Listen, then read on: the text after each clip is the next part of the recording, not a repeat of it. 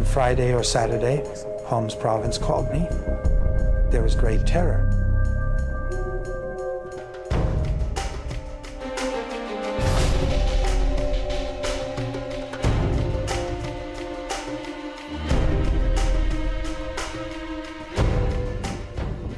I can almost hear the walkie-talkies crackling. Close the 7th gate, close the 11th. If they had the power, they would have shut the heavens themselves for Bashar al-Assad.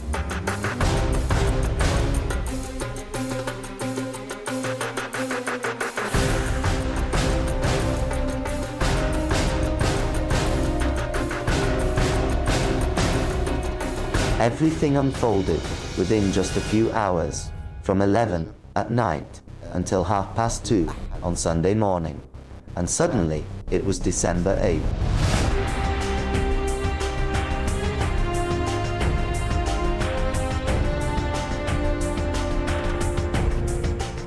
The choice to escape was not impulsive or abrupt. Rather, it was a directly correlated response to the progressively escalating event. We persistently questioned the whereabouts of our president. Syria without Bashar al-Assad.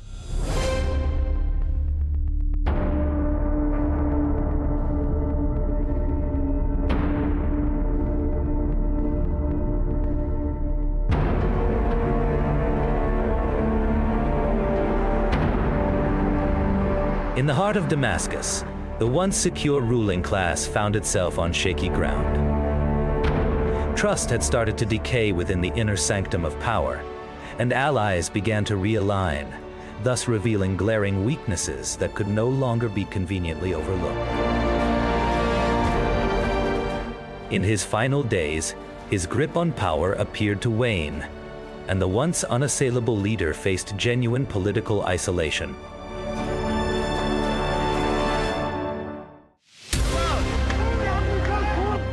The crisis wasn't just about the regime.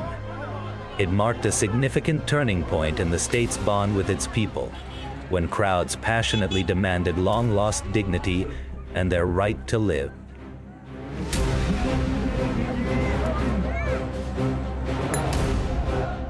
In the spring of 2011, in the southern city of Daraa, the first spark of the uprising was a simple message scrawled on a school wall by the innocent hands of children, oblivious to the profound impact their words would have. The response from security forces came quickly, triggering a wave of protests that swiftly spread from Daraa to the cities of Homs, then Hama and eventually Idlib, inching ever closer to the heart of the Syrian capital, Damascus. As the days progressed, the cries of the protesters gradually evolved, raising their demands from mere reforms to an open and direct confrontation. There were several political maneuvers made in an attempt to rescue the precarious situation, such as reaching out and contacting Russian President Vladimir Putin. However, the response received was one that merely concealed a sense of nostalgia emanating from Moscow. Nothing could be done now in Damascus. The only chance Bashar al-Assad saw was to flee. The decision came from the impossibility of saving the situation or resisting the coming counter-offensive on Damascus. The fall of Hama, subsequently the fall of Homs, and the unimpeded path that now lay open, leading directly towards Damascus. At 1 o'clock in the morning of the 27th, I received a startling call urging me to mobilize, to prepare, insisting that I must join. I dressed, left, unsure of my destination, but rumors hinted at a battle. The leadership's initial instructions were, "You as journalists were witnesses to this stage. We reached a place near western Aleppo's countryside. The fighters were ready, weapons were ready. Now begins the response battle." Rebels were upbeat, determined not to retreat until reclaiming areas taken by the regime. Strength was crucial. We filmed fighters setting off fully prepared. I interviewed the fighters. Their spirit was high, making you sure, God willing, that things were going well. 0 hour began.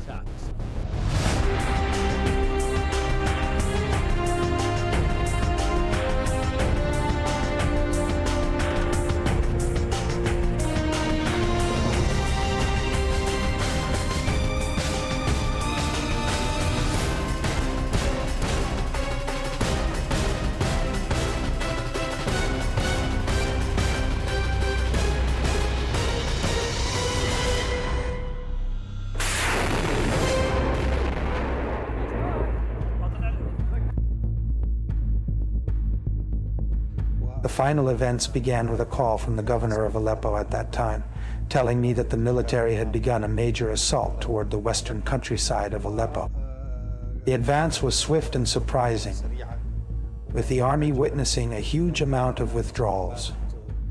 Within 2 days, Aleppo was essentially militarily fallen to the operations command. I was at home, and meanwhile, I reached out to him.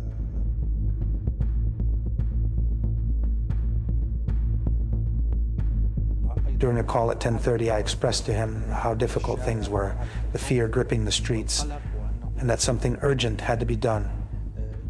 He simply replied, "Tomorrow we'll see."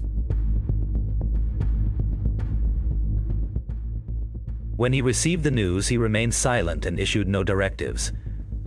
Unexpectedly, the north fell out of the regime's hold, a jolt the palace had never anticipated.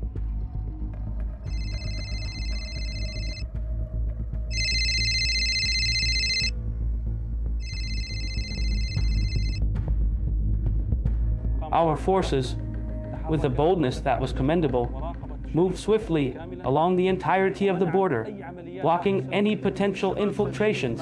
With the invaluable aid of our supporting partner, we ensured that no military units, regardless of their size, could penetrate the front lines or create any semblance of a new reality that could possibly bolster the crumbling military order that had previously dominated.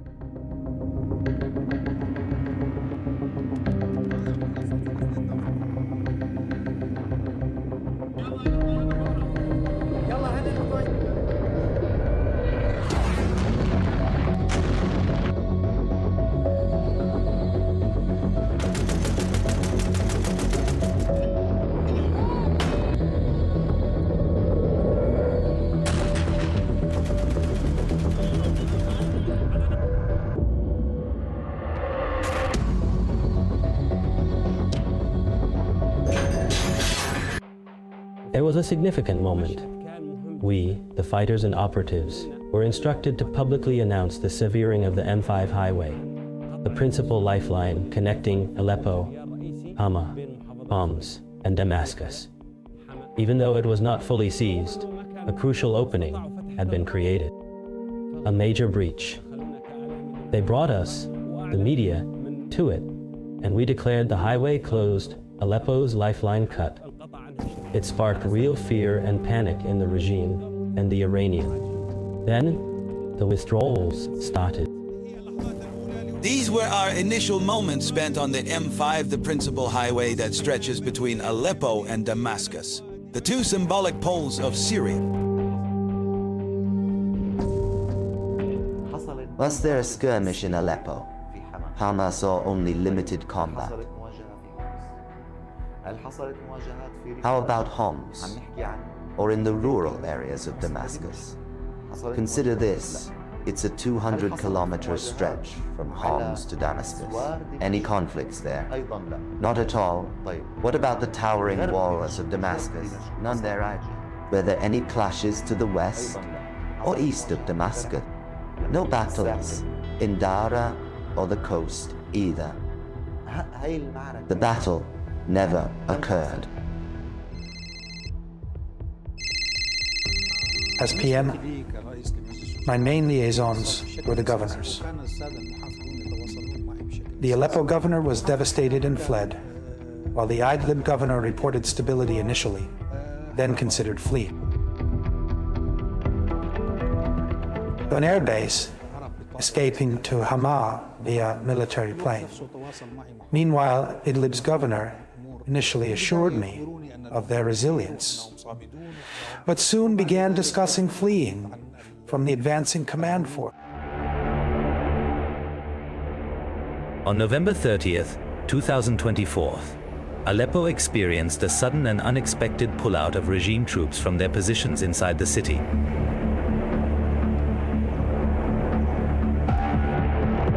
Airstrikes finally stopped and checkpoints were removed from the streets for the first time in over 14 years. Opposition flags were proudly raised over the central post building, and celebrations erupted in some neighborhoods.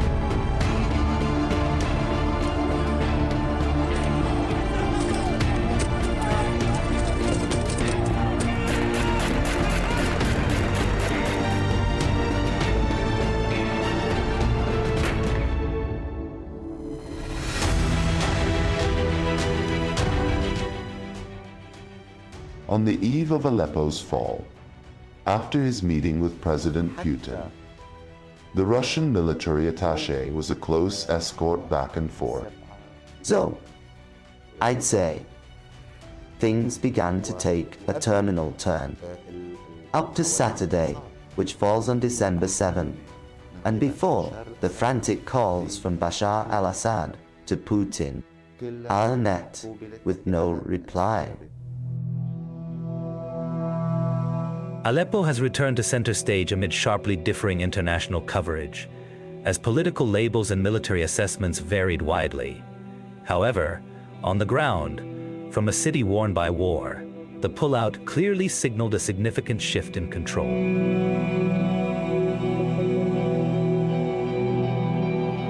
Control that factions managed with striking skill amazed everyone.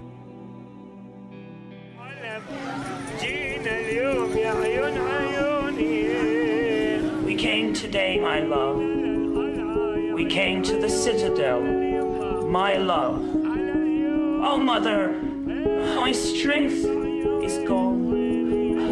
Alas, I walked the whole road to Aleppo olive trees all alone. Before the war, Aleppo was known for its rich social and religious diversity, thriving without the need for slogans or decrees. Daily life itself fostered coexistence, with calls to prayer mingling alongside church bells, and accents blending in the bustling markets. The city never needed tolerant slogans. It lived them in its very essence. Even as things changed over time, Aleppo retained traces of what it once was, a city holding on to a shared memory despite shifting maps and deep divides.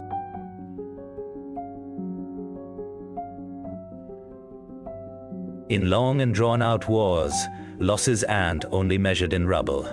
They're also found in the values a society once practiced every single day.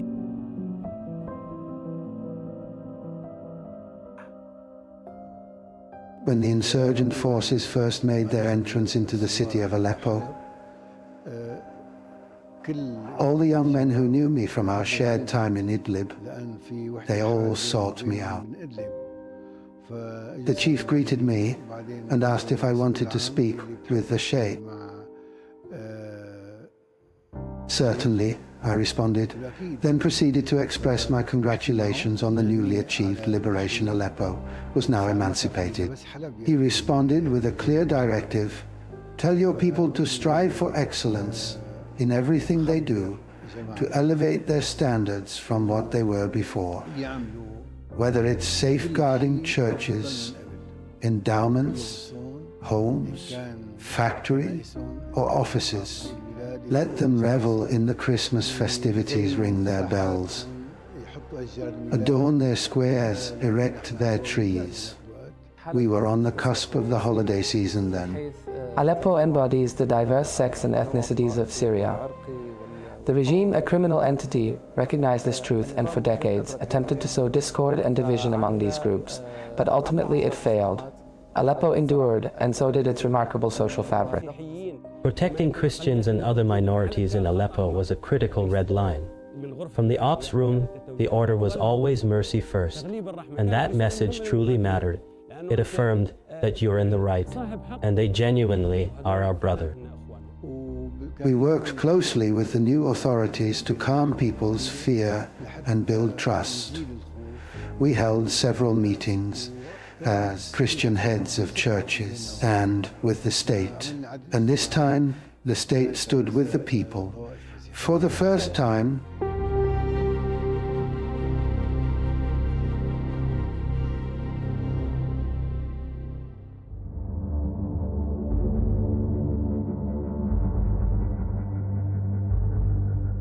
Ops, infantry west of Tab, 2 kilometers out. Say again. Repeat. 2 kilometers west of Tab Days.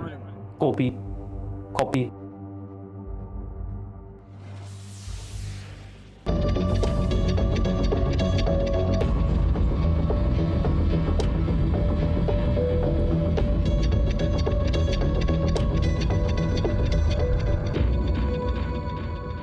We thought we'd finally have a moment to rest, then get back to our coverage. But no, the orders came in. Head straight to Hama. Hama. Did you hear me clearly? We were directed towards Hama. Hama wasn't captured through force, but through the power of imagery. It was a clear-cut case of psychological and media warfare. A brief video broadcast by the opposition depicted their fighters standing near a sign that read, "Welcome to Hama." We moved and reached Hama's outskirts. The sign was roughly 20 kilometers away. This was psychological warfare. Arriving at the sign, we found the conflict was a mere 1 or 2 kilometers away. We captured footage of the sign before making a hasty retreat, making it clear that we had made it to the outskirts of Hama. This ignited fear and chaos among regime forces. We are currently on the outskirts of Hama, where intense battles are raging between the rebels and the regime's gangs. With the support of their allies and the additional reinforcements that have been brought into the city. A brief video segment lasting mere seconds captured more than the skirmishes did.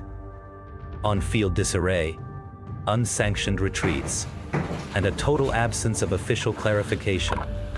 There were no confrontations in this footage, yet the message was powerfully conveyed.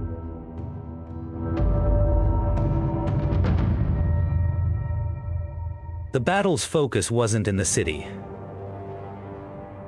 but rather on the height dominating Hama's east and west countryside Jabal, Zain al-Abidin, one of the regime's most fortified sites, featuring underground bunkers and camouflaged artillery that provide wide fire control and long-range observation capabilities.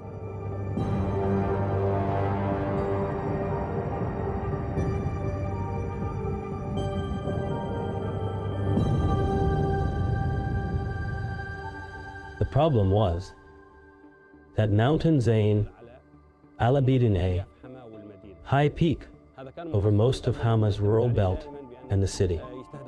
It was fortified and used to hit the roads. So Ops planned a long detour to slip to Hama's edge or inside and declare it fallen. We actually slipped through trees for a long distance and entered Hama from the east. The mountain hadn't fallen. There was resistance. We reached Al-Assad Square, filmed, then were told to exit at once fighting was close. Amidst chaos, the regime retreated from Zain al-Abidin, a mountain once deemed insurmountable. While field visuals depicted an evident retreat of the regime from the rural Hama vicinity, the defense minister made an appearance on national television, asserting that the situation was well within their control.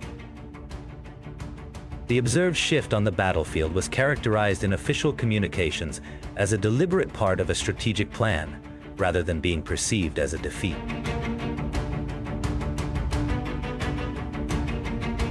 Today, we are engaged in a fierce and ongoing battle against the toughest terror groups that employ guerrilla tactics, which compels our armed forces to adapt their strategies. So our armed forces adapt their strategies. They attack and withdraw at various points, advance and fall back, especially since these Takfiri groups have the backing of well-known regional and international states. At that time, the official statement appeared disconnected from the harsh reality on the ground, as images revealed abandoned tanks, grounded aircraft, and defensive posts that were completely empty. What we witnessed on the ground contradicted the speech and raised serious doubts about the official narrative.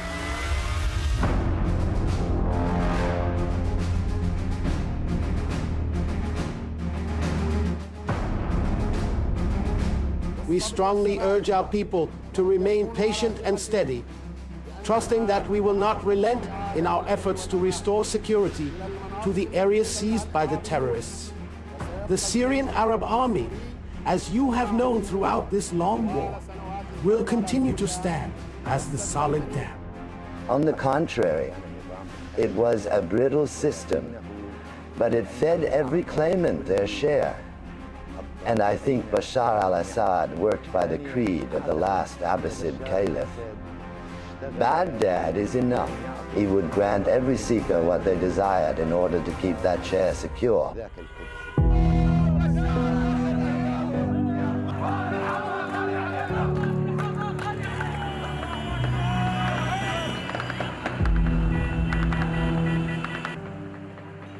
The main battle was at Hama, because the city holds a unique and significant mark in Syria's national struggle.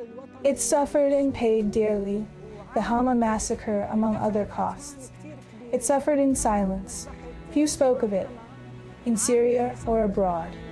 Since 2011, the city was heavily besieged. Unlike other provinces, it was closed off, surrounded. Lately, I feared not the fall itself. It would fall, but that I would die outside, that I'd be buried without ever seeing the regime finally fall. After taking Hama, opposition units advanced south toward Homs, a crucial strategic hub in central Syria.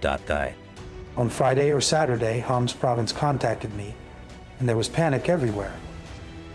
It seemed that the defenses before Homs had completely collapsed, and while I'm no military expert, I could see that the road lay open. Then he asked, "Can we ask defense to bomb Al-Rastan Bridge?" I told him that wasn't justified. After Hama's liberation, forces gathered here, eyes fixed on Homs, crossing only over Al-Rastan Bridge. They advanced toward Homs, but it wasn't free. Heavy strikes severely damaged the bridge, rendering it unusable. You can still see the remnants of the air raids on that bridge today. We were a band of seasoned fighters with no choice but to fight. We couldn't wait for another chance to break the cruel siege and crush the forces that caged us for 9 years. This was it. Determined soldiers and commanders filled with resolve pushed the forces across 4 axes an effort we'd prefer not to boast about. Syria is far greater than just saying we delivered. Syria is greater than saying we fought and broke through. Syria is greater.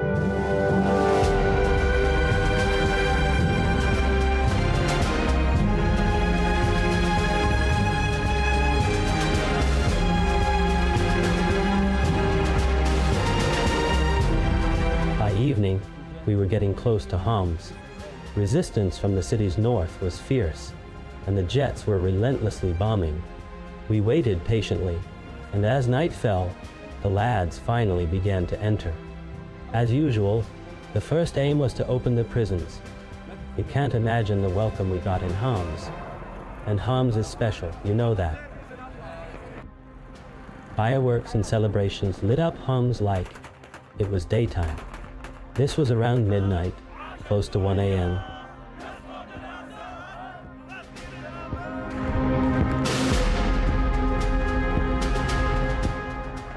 We're talking about a distance of 200 kilometers from Homs to Damascus, and by that time, discussions had already begun on how to escape and how to take flight.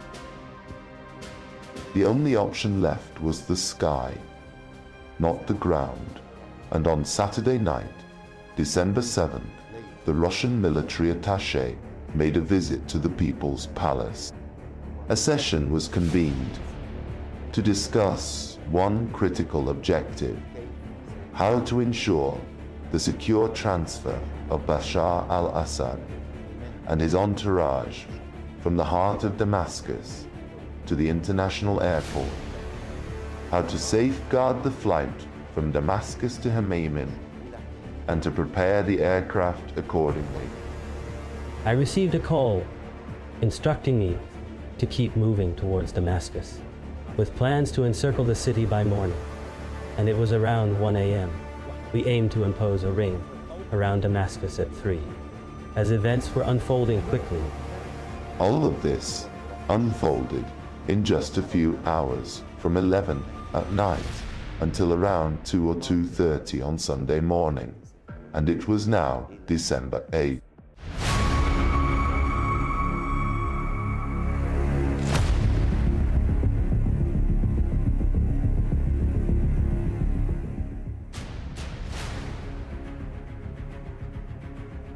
I remember the protocols cars and weapons everywhere to protect Assad. How would he manage to leave tonight? How did he escape? In the palace that evening, almost everything looked normal. In the kitchen, dinner was being prepared as usual. Simple meal for a man who knew the table no longer mattered most. Forces known as Repel, the aggression, were already at the gates of Damascus, and I believe he was part of those forces. They reached the airport road's edge. In his office, he sat still and motionless, his mind adrift in thought, the heavy silence only broken by the persistent ringing of the landline.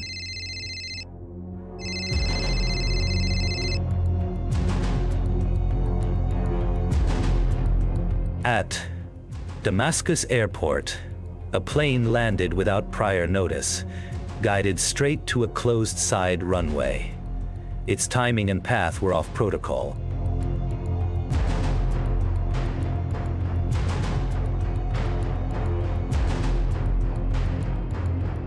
We were surprised at how quickly a plane was prepared and parked in an unusual location that clearly wasn't designated for.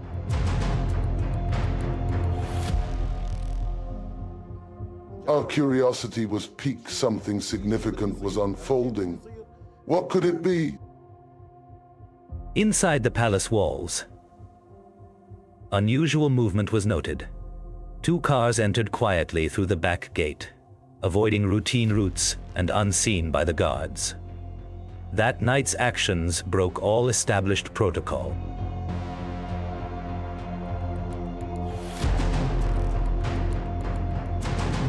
Assad left his office taking nothing, not even jacket or tie. He walked the palace corridors alone. No orders, no escort. In the basement, a waiter lined dishes, expecting a normal meal.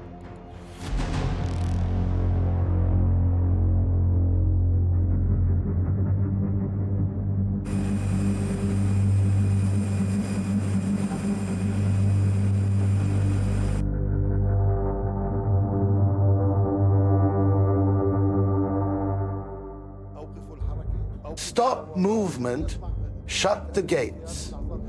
I still hear the devices. Close gate 7, close gate 11. If they could, they'd close heaven's gates for Assad to pass. Suddenly, cars rushed in, faster than words can tell.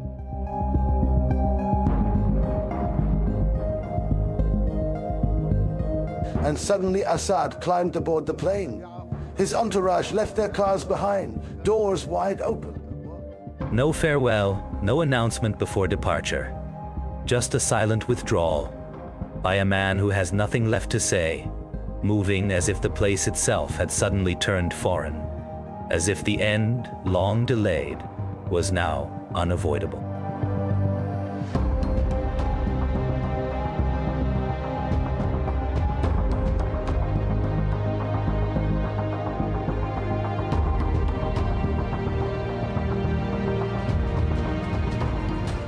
From the cockpit came the clearance to move forward. The plane rolled slowly toward an unknown destination, leaving everything behind.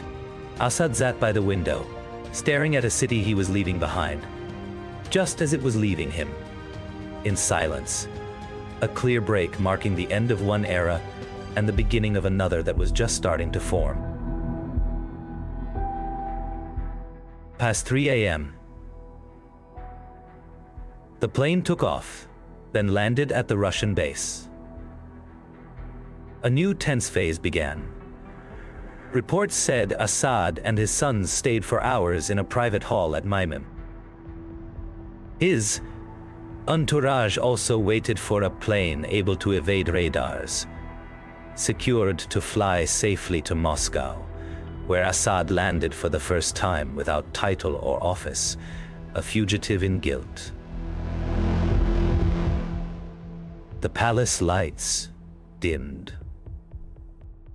At 10 minutes to 3, I left the People's Palace and made my way to Umayyad Square. I drove on Mezi Highway and other streets. After 3:30, news began to spread that Assad had left the palace, neither a secret nor widely known. His true departure, marking his arrival in Maimim, occurred at 6:10 or possibly 6:20. At 6:18, at that time, Assad was no longer president. No state of emergency was declared in Damascus. No sirens wailed. Yet the city acted as if bracing for an unmatched event.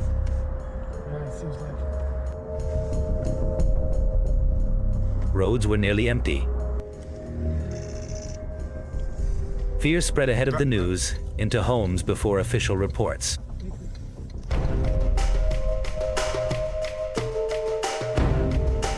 With no orders, the regime's shape began to fade. Figures vanished.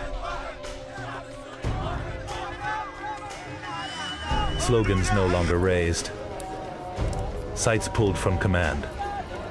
The institution seemed to dismantle itself step by step, quietly, without announcement, without resistance.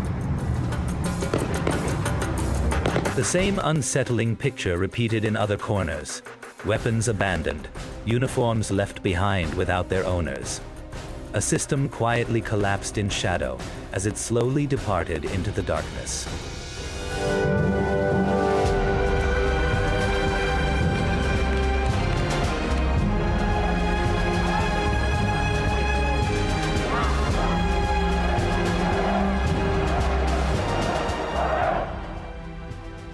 I waited seconds and minutes to hear Al. It is now exactly 6:18 Damascus time. Syria without Bashar al-Assad. Syria without Assad.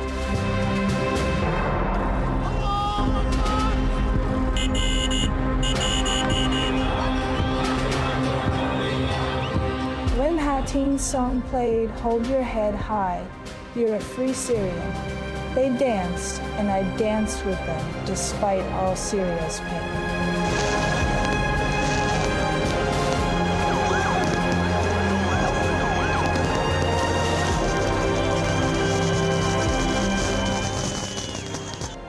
By God, Ibrahim, I lived to see it. I never thought I would. I did, and Bashar al-Assad has fallen.